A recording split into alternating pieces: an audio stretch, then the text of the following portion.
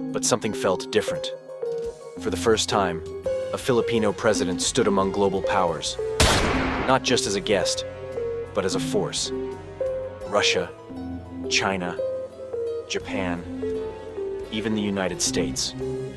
Leaders who rarely agree gave their nod to one man from the South. Because respect isn't given by position. It's earned by presence. Duterte didn't ask for the world's attention. He commanded it through action, not diplomacy alone. This wasn't just another summit. This was the moment the world realized Filipinos don't just belong at the table. We can lead it. This is the Duterte legacy. Unfiltered, undeniable, unforgettable. Ay, nako, Tatay Digong, nakakamiss ka talaga. Alright, welcome back to my channel mga guys. At sino man sa inyo ang na-miss nyo si Tatay Digong, manood kayo dito mga guys. Meron na po itong comedy, merong seryoso para sa birthday ni Tatay Digong. Happy birthday po sa iyo, Tatay Digong. Mahal na mahal po kayo ng Pilipino. Alright, manood tayo mga guys. Gustuhin ko kayo lahat. Kayo, nagpasok sa Congress, mag-eleksyon, nanalo, Seiko, paglabas niyan, pagkatapos, Rolex na. Eh, yung mismong cabinet secretary ko, magbili ka ng truck na 18 million bombero. Ano klaseng apoy ang patayin mo? First class na apoy?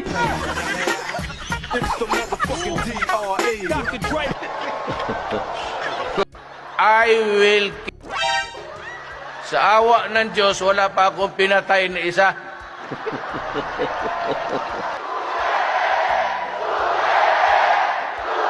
Ask for a recess of just It's all right, Mr. Chair. Yes. Why did President Duterte ask for a quick break? Was he nervous about Risa Hontiveros, like the Kakampinks claim? That's fake news again, and I'll tell you the reason why. Do you assume responsibility for the death of Kian De Los Santos, Mr. No. Chair? No.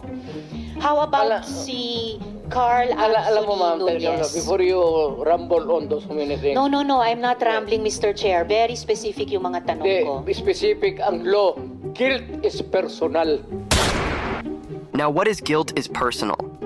This phrase reflects a legal principle which means only the person who committed the crime can be held accountable for it. Responsibility cannot be transferred to others. And of course, Risa doesn't know this since she hasn't studied law like Duterte has. Magtanong ka muna ng abogado. Okay lang po. Kung kayang-kaya kong magtanong sa abogado. Sige, tanong ka muna itanong ko ngayon po. before we proceed. No. Hindi tayo I have dito. prepared these questions with my Guilt legislative is staff. personal. Yes, it's very personal. So, Alam dyan sa kriminal, ma'am. yes, Mr. Yun ang Chair. gusto nilang mangyari. Doon sila sa impyerno at doon tayo magkita. Well, Mr. Chair, wala namang jurisdiction ng Senado sa impyerno. Dito lang sa bansa natin pwede tayong mag-investigate. Doon tayo pupunta. Well, wala po akong ambisyon pumuntang impyerno pa. Pero Mr. Chair, ang punto lang ito, ang punto lang... Tapusin natin ito hanggang bukas. Huwag na tayong umalis dito. Thank you, Mr. President. Salamat kayo, Mr. Chair. Tapusin talaga natin ito. Tapusin natin ito dito ngayon. Huwag tayong umalis dito sa hanggang umaga. Ni minsan magtanong kayo, ni hindi ako pumirma ng allowance. Kaya, ang aking sweldo is 130,000. Dalawa ang pamilya ko.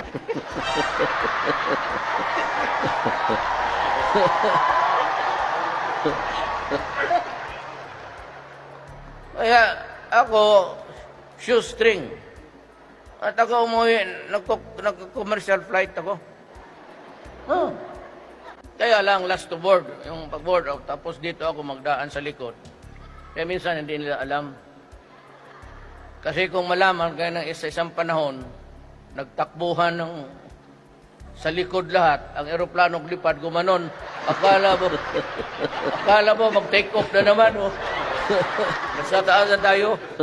Ang piloto, sige naman, please, ladies and gentlemen, mahulog talaga tayo ngayon. sabi ko, okay lang kasi yung maganda doon tumabi sa akin. Pag mahulog tayo nito, di heaven. At least nakahawak ako ng kamay na. Huwag mong bumitaw sa akin. Eh, siyempre, pati ba naman yan, kialaman pa nila. Ba kayong lahat? Wala man makinig sa inyo. Ako po isang kandidato. Pag ako nanalo, madaman magnakaw ako. Dito at doon. Pero bibigyan ko kayo. Kaya lang po, sensilyo lang. Alam mo kaming mga politiko, kailangan yumaman. Putang ina, salita ng salita. Puro hypocrisy, wala namang ginawa. Sige lang, wala talagang ginawa. The presidency is a gift from God. Bigay talaga ng Diyos yan. And my gift to you is itataya ko talaga ang buhay ko, pati my freedom. If it gets to a worst scenario, that I go to prison, I will go to prison. Basta gawain ko ang gawain ko because I have to protect the Filipino and preserve the nation. That's my job. Do not worry about me. I can face the ICC. If they want to indict me and convict me, fine. I will gladly do it for my country. Sabi ko sa kanila, find a place where they allow execution by firing squad. I would love to experience what Rizal experienced too. Strong message. Strong message dahil hindi po siya basta-basta presidente lang. Siya po isang bayani at katulad kay Jose Rizal. Yan po ang turing namin sa kanya talaga. Bakit? Dahil nasa kanya na ang kriteriya ng pagtulong malasakit. Talagang nilinis niya sa bagong henerasyon ni Tatay Digong ang Pilipinas. Alam na alam ng mga tao yan. O tinutulog siya ninyo itong war on drugs niya. Panoorin niyo po itong video clips kung ipapakita sa inyo patungkol dyan sa war on drugs. Former President Rodrigo Roa Duterte, Tatay Digong, did not start the war to kill. He started it to save. He gave drug addicts a chance to change, to surrender, to choose a better life. But many refused. They kept using, kept selling, kept killing innocent people. So what should a leader do? Let criminals destroy families or take action to stop them? One addict lost is tragic, but thousands of innocent lives saved, that is justice. Duterte made the streets safe. Women could walk home at night without fear. Families could sleep peacefully. And for those saying innocent people were killed, Duterte never let that slide. He made sure that police officers who killed by mistake were punished, removed from their jobs, and sent to jail. He fought criminals, but he never protected those who abused their power. Now, look at our country. Duterte is gone, and the drug problem is coming back. Crime is rising again. Ask yourself, was he really the problem? Or was he the only one brave enough to fix it? BBM ka ba o Duterte? Duterte. Oh, bakit? Kasi dati akong addict. Talaga, te? Kung hindi dahil kay Duterte, siguro hanggang ngayon, addict pa din ako. Totoo? Kasi na lang naging presidente siya, edi naging maganda yung buhay ko ngayon. Talaga ba, te? Oo, di ba? War on drugs ni Tatay Digong made a positive impact talaga sa taong bayan. Kaya huwag nyo kaming gaguhin dyan. Maganda po yung war on drugs ni Tatay Digong. Alright, hanggang dito lang tayo mga guys, no?